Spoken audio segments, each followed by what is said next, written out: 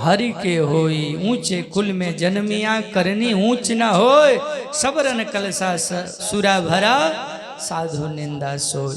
इसलिए जाति का मद नहीं होना चाहिए, सबको एक भान देख करके, सबका शरीर एक है, इसलिए जाति पाति से उठ करके वैष्णव एक है, भक्त एक है, ऐसा मान करके भगवान ने विदुर को गले लगाया, दुर्योधन का त्याग किया, 56 भोग त्याग किया, साग खाया, क्योंकि प्रेम को भगवान ने सम्मान दिया।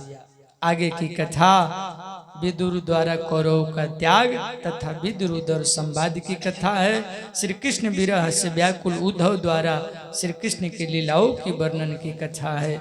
उसके बाद तत्व महातत्व की उत्पत्ति कैसे हुई, उन सभी की कथा बड़े सुंदर भाव से गाई गई है। शेष सनकादि का संवाद है, नाभि कमल से ब्रह्मा की उत्पत्ति तथा उन्हें शेष साईं भगवान का दर्शन, ब्रह्मा द्वारा नारायण की स्तुति और सृष्टि सामर्थ्य की प्राप्ति, 10 प्रकार के सृष्टि का वर्णन, काल परमाणु आदि के लक्षणों का वर्णन है। मानस सृष्टि की वर्णन हुआ, उसके बाद यौन सृष्टि से मनु शत्रुपा का जो है सुंदर स्वरूप का वर्णन है।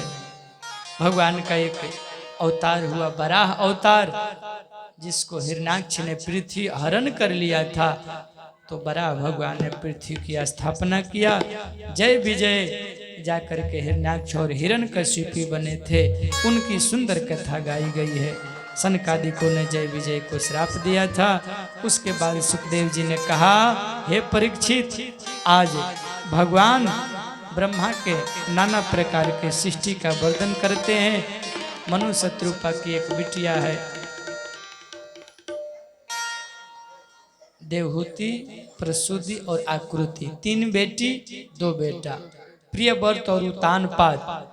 अब तीनों बिटिया का वंश का वर्णन करते हैं, जिसमें एक बिटिया है देवहूति। देवहूति का विवाह हुआ करदम ऋषि से, और करदम ने बड़ा सुंदर से जीवन निर्वाह किया। उन्हीं के घर में 9 बिटिया जन्म ली, जिससे 9 ऋषियों का विवाह हुआ है। अत्रि से, वशिष्ठ से, मरीचि से, कश्यप से, आदि आदि से 9 बेटियों का विवाह किए। 10वां में भगवान साक्षात कपिल के रूप में आए। बोलिए कपिल देव जी भगवान है की। और अपने माता जी को आसन पर बैठा करके बड़ा सुंदर सत्संग सुनाया और भगवान की महिमा भी कथा गाया और उनको सुंदर सुंदर उपदेश दिया है। कपिल देवहूति का संवाद भागवत का प्रथम संवाद है।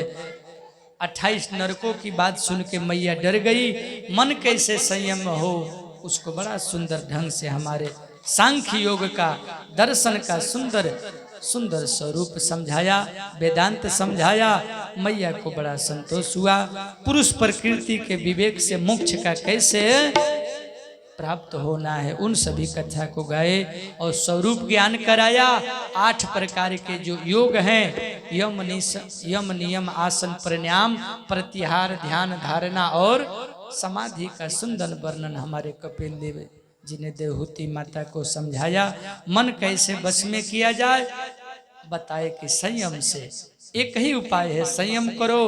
मन को भोग देने से कभी तृप्त नहीं होगा, मन को संयम से तृप्ति मिलता है। कामी पुरुषों का वर्णन बताया। उसके बाद में कपिल जी माता को मुक्ति दे करके जंगल के तरफ प्रस्थान कर गए। बोलिए श्री सुखदेव जी महाराज की। मनु की कन्याओं के वंश और यज्ञ आदि भगवान के अवतार की कथा गाए। देवहूति के बाद एक बहन है प्रसूति। प्रसूति का विवाह हुआ दक्ष से। दक्ष के यहाँ कई बिटिया का जन्म हुआ, जिसमें से एक और बेटी है जिसका नाम है सती, और सती का ही विवाह हुआ था भगवान शंकर जी से। और शंकर जी ने बड़ा प्रेम से सती को रखे थे। एक बार एक सभा लगी थी, शंकर जी भी सभा में बैठे थे। सब देवता मिल करके ब्रह्मा विष्णु महेश मिल करके सब देवताओं का अध्यक्ष बना दिए। किनको? दक्ष को। और जब अध्यक्ष बन गए तो अभिमान हो गया, दक्ष ने अपमान करना प्रारंभ कर दिया। एक सभा में सब लोग बैठे थे, बाबा भी बैठे थे, सब लोग खड़े हो गए, ब्रह्मा विष्णु महेश बैठे रहे। दक्ष को क्रोध आया, मेरा दामाद होके अपमान करता है शंकर, आज से इसको यज्ञ में भाग नहीं मिलेगा। दोनों तरफ से कहा सुनी हो गई। नंदी ने भी कहा कि आपका बकरा का सिर लगेगा। उन्होंने कहा कि भोले बाबा का जितना भी गण होंगे सब जो है पाखंडी हो जाएंगे। दोनों तरफ से भोले बाबा ने समझा करके अपने गणों को लेकर के चले गए। तब तक से शंकर जी से मन मैला है, मन मुटाव है दक्ष का। शंकर जी का अपमान करने के लिए दक्ष ने एक यज्ञ किया है हरिद्वार में, सब देवताओं को निमंत्रण दिया, लेकिन शंकर ब्रह्मा को छोड़ करके विमान लेकर के देवता लोग जा रहे थे। सती ने देखा विमान, कथा सुन रही थी, कथा में मन नहीं लगा। सती कही कि हे भोले बाबा ये विमान कहाँ जा रहे हैं? सुन करके भोले बाबा ने कहा कि हे देवी कथा सुनो, नहीं बताइए विमान कहाँ जा रहे हैं। सती बोली कि बता दीजिए। बाबा ने कहा ये विमान जा रहे हैं, आपके पिताजी एक यज्ञ कर रहे हैं वहीं पर, तब तो हमको भी चलना चाहिए। सती की बात सुन करके भोले बाबा ने कहा जरूर जाना चाहिए, पर वहां नहीं जाना चाहिए जहां हमारे जाने से झगड़ा बढ़ जाए, कोई मनमुटाव हो जाए। आपके पिताजी हमसे मनमुटाव कर रखे हैं, इसलिए हम नहीं जाएंगे और हमारे कारण आपको भी नहीं बुलाए हैं, निमंत्रण कार्ड नहीं आया है और अपने घर के लोग को निमंत्रण नहीं दीजिएगा तो जाना उचित नहीं होगा। यद्यपि माता पिता के घर, गुरु के घर, मित्र के घर और जहाँ पूजा पाठ यज्ञ होता हो, भागवत कथा सत्संग होता हो, वहाँ जाना तो चाहिए, बिना बुलाए, बिना बुलाए जाना चाहिए। लेकिन वहां भी अगर कोई आपसे नहीं चाहता है तो नहीं जाना चाहिए। इसलिए हे सती, आपके पिताजी ने आपको नहीं बुलाया, हमको भी नहीं बुलाया, इसलिए आपको नहीं जाना। शंकर जी ने बहुत तरह से समझाया। भांति अनेक शंभु समझावा, भावी बसन ज्ञान उरयावा, शंभु समझावा, भावी बसन ज्ञान उरयावा, भांति अनेक शंभु समझावा, भावी बसन ज्ञान उरयावा।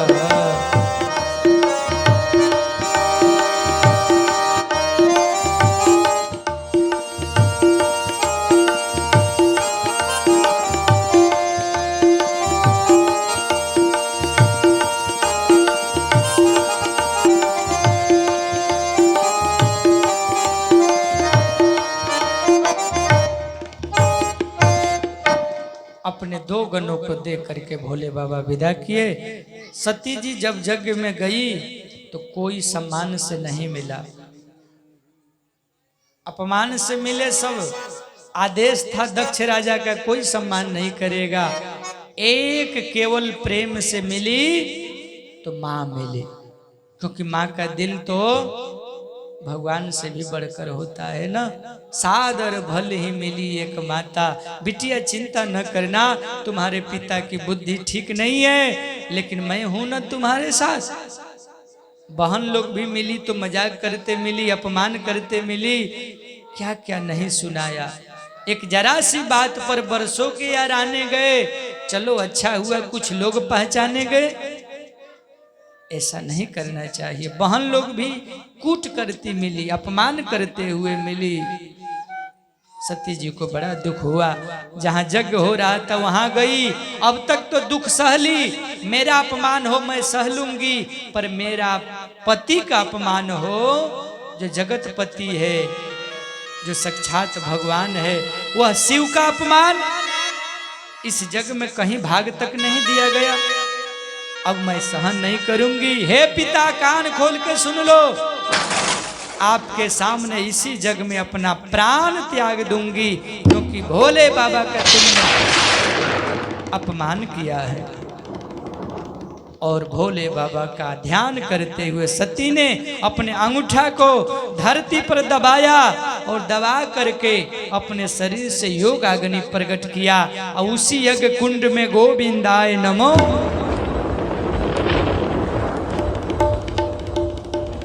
सती जी ने अपना शरीर त्याग दिया। आस कहियो गयगिनी तनु जारा, आस कहियो गयगिनी तनु जारा, आस कहियो गयगिनी तनु जारा, कहियो गगन बहियारा,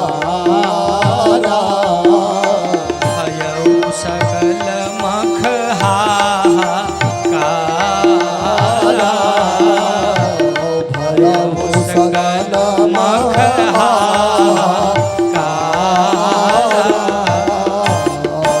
हाहाकार मचा है। शंकर जी के गणों ने यज्ञ को विध्वंस किया, मार के भगाया गया। नारद जी ने जाके भोले बाबा को सूचना दिया और बाबा को क्रोध हुआ। बाबा ने अपने जटा को धरती पर पटका। जैसे ही धरती पर पटका, उसी समय बाबा भोले के क्रोध के कारण उनके जटा से ही बाबा के जैसा एक दूसरा शंकर प्रकट हो गया। वीरभद्र ने कहा, बाबा कहिए क्या आदेश है? भोले बाबा ने कहा, जाकर के यज्ञ को विध्वंस कर दो, दक्ष राजा को सजा दे दो। आदेश पा करके आज वीरभद्र चले हैं यज्ञ में। यज्ञ विध्वंस जाय तिन किन्हा, सकल सुरन विधवत फल। जा करके यज्ञ को विध्वंस कर दिया। जय जय था थे सबको फल दिया है। किसी का दांत टूटा, किसी का गर्दन कटा, किसी का मुंह उखड़ा, किसी का दाढ़ी उखड़ा। पंडित जी लोग सबका हालत खराब कर दिए। और दक्ष को पकड़ के गर्दन काट के उसी जग में गोविंदाय नमो नमः। भय जग विदित लक्ष्य गति सोई, जसी कछि शंभु विमुख के होई। आज दक्ष की वही गति हुई जो शंकर के विमुख का होता है। लेकिन सती मरते मरते आज एक वरदान मांगी है। सती मरत हरिसन बर मांगा, जन्म जन्म शिव पद अनुरागा। तही कारण हिम गिर गृह जाई। वही सती जाकर के हिमांचल मैना के यहाँ शंकर पार्वती के रूप में प्रकट हो चुकी है। और प्रकट होने के बाद आज बड़ा सुंदर जो है, कुर्सी पीछे करी,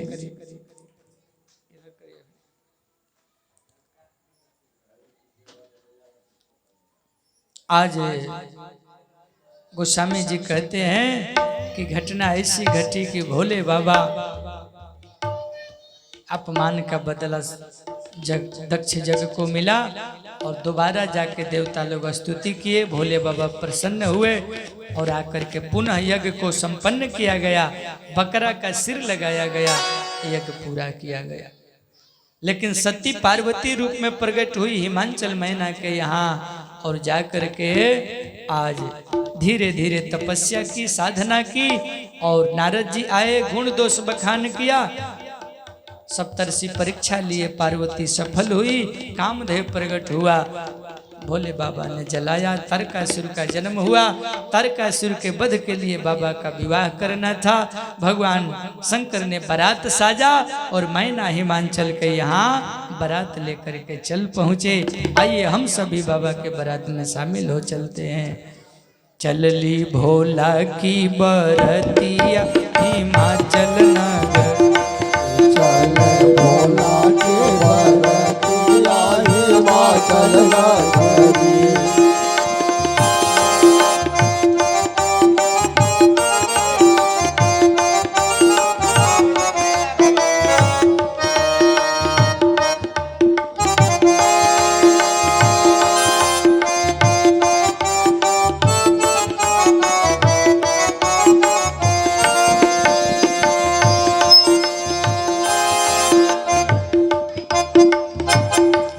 चल ले भोला की बरतिया हिमाचल नगरी।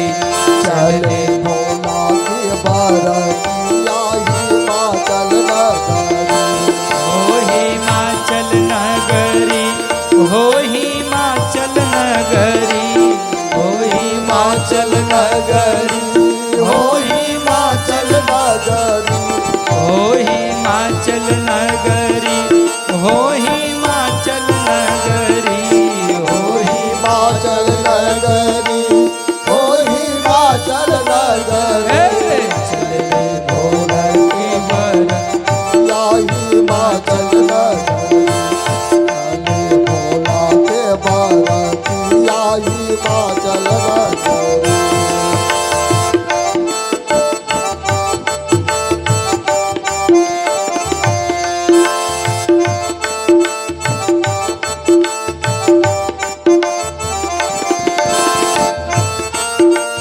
प्यारे बैल सवार भये हैं घर साफन लटका। बैल सवार हुए हैं आफन लगाए। प्यारे बैल सवार भये हैं घर साफन लटका। सारे बैल सवार हुए हैं आफन लटका। बिछुअन के वो पहिरे माला अंग विभूति रमा। बिछुअन के वो पहिरे माला अंग विभूति रमा। उनकी अद्भुत है सूरतिया हिमाचल नगरी। उनके अद्भुत है हरिया हिमाचल नगरी। हिमाचल नगरी हो हिमाचल नगरी। हिमाचल नगरी हो हिमाचल नगरी। भोले के बरतिया हिमाचल नगरी। चल भोले के बरतिया हिमाचल नगरी।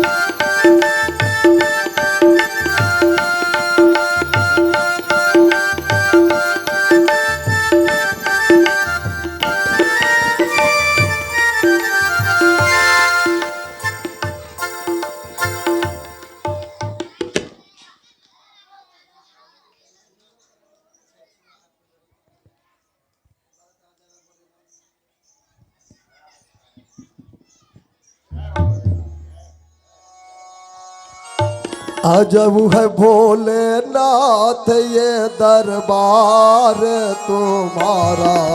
दरबार तुम्हारा अजब है भोलेनाथ ये दरबार तुम्हारा। दरबार तुम्हारा भूत प्रेत नित करे चाकरी। भूत प्रेत नित करे चाकरी सबका यहाँ गुजारा। अजब है भोलेनाथ ये दरबार तुम्हारा। दरबार तुम्हारा अजब है भोलेनाथ ये दरबार तुम्हारा।